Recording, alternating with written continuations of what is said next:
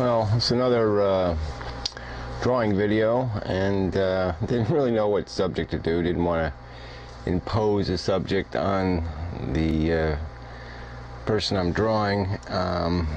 Because there are some, the anarchists are active again, and you listen to this stuff and you just, really hurts the brain, trying to figure out how people get this far from any notion of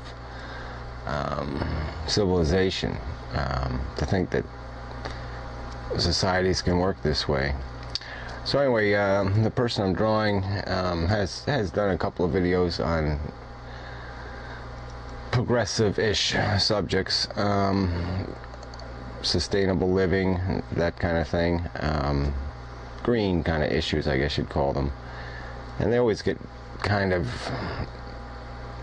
dicey because, as soon as you start talking about what people should do or what's environmentally sound, then all the crazies go nuts, because you're going to start regulating too much and interfering too much.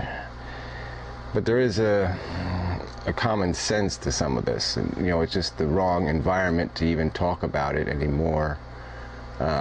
It could have happened in the 60s, but we just didn't have the technology then, and it's just kind of irritating that we've come so far from any kind of notion of developing systems that are built to be very efficient.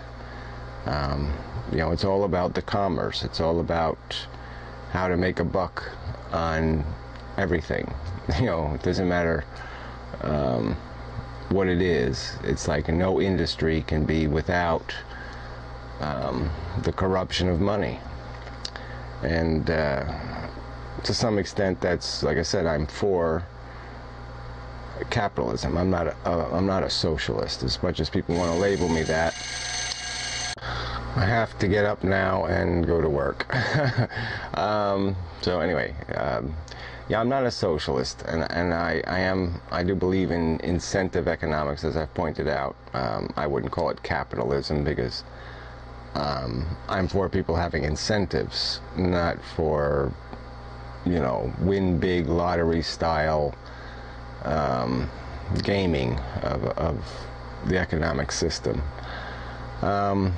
So anyway, but there's a lot of this. There's a lot of things that could be done as a society.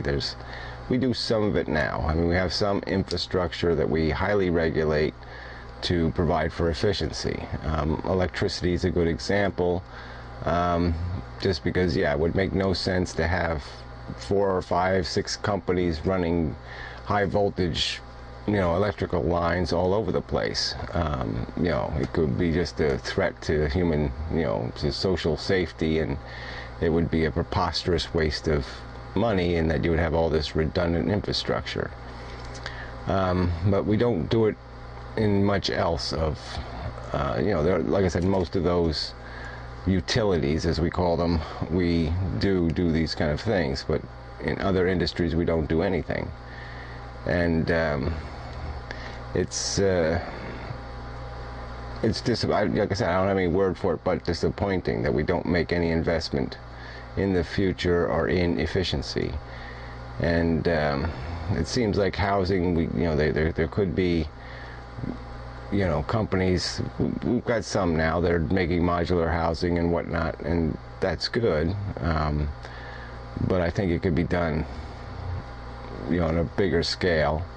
And the economies of volume could be better and cheaper, and there's so many, when you look at I live in a pretty rich area, and people put up these $2-3 million homes, and they look like the same crap they've been putting up for 200 years. This colonial bullshit with the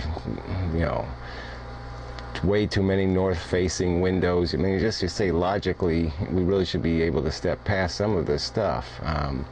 The idea of having a window in every room and the rest of it, windows are just horribly inefficient, and they should at least have, they have shutters, but they're not functional, and you're like, well, why couldn't they just make functional shutters? And with technology now, we could make them all electric. You could open and close them, and so at night the windows could all close up, and in the day they could open, and you'd actually gain real efficiency from having windows. But glass, just even insulated glass, even your double or triple pane glass, it's 10 times less efficient than the wall.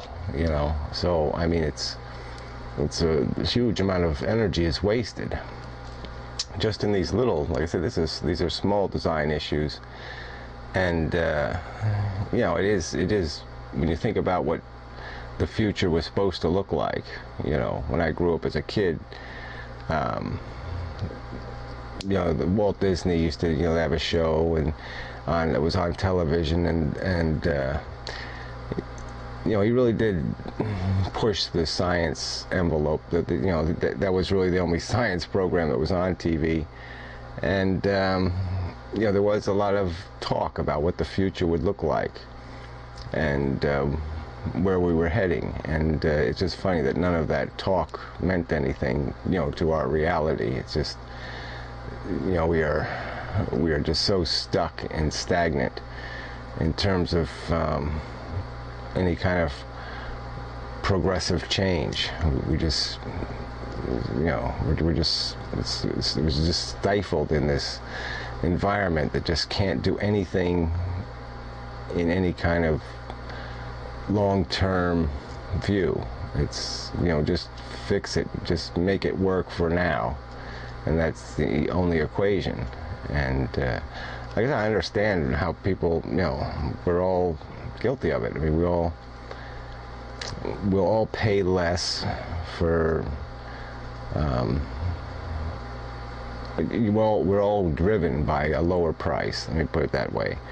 And the idea of something that's going to pay off in 5 years, we just can't think in those terms, most of us, because we live now. I mean, we got to worry about tomorrow and the near future. And there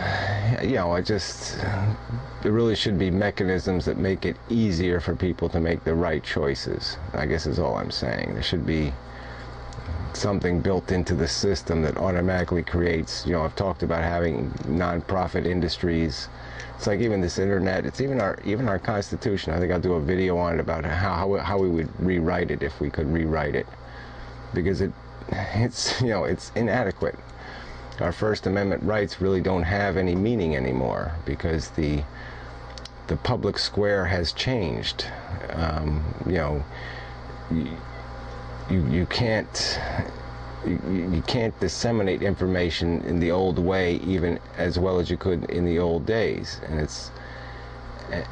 you have all this media and all this interaction that's completely unregulated, because it's all YouTube, private business kind of a world. There's no public space on the internet. It's all privately owned space. And I just think that some of our constitutional guarantees should be extended into this space. Whether these are private companies or not, these certain rights should be guaranteed in a broader way. It shouldn't just be about government not suppressing a right. It's about corporations not suppressing rights either. There's another part where it just seems so transparent that this anarcho world would never work. This corporate run world, because they're always going to placate the market. They're always going to placate the majority, and we would get exactly what we have. I wouldn't want Google running the world, because they just don't give a shit they don't care about your individual rights at all. All they care about is money. And the money is in whatever lowest common denominator, whatever you want to call it, the common denominator that's going to dictate the largest market. And you see it in television and everything else. Something might start off appealing to a niche market, to a minority of people, but it always gets seduced by broadening that market. And as soon as it tries to broaden that market, it just loses its focus. I mean, look how many cable TV stations, they start off with no commercials, and then they get a few commercials. and then they're supposed to be the Learning Channel or the Science Channel or some other channel, and they start to evolve and they turn into something completely different. You saw it like with MTV and VH1. I mean, they just evolved into something that has nothing to do with their original purpose, because they decided, well, we can make more money if we do this and if we expand to this, and there's no longer, the market that was originally served is no longer served.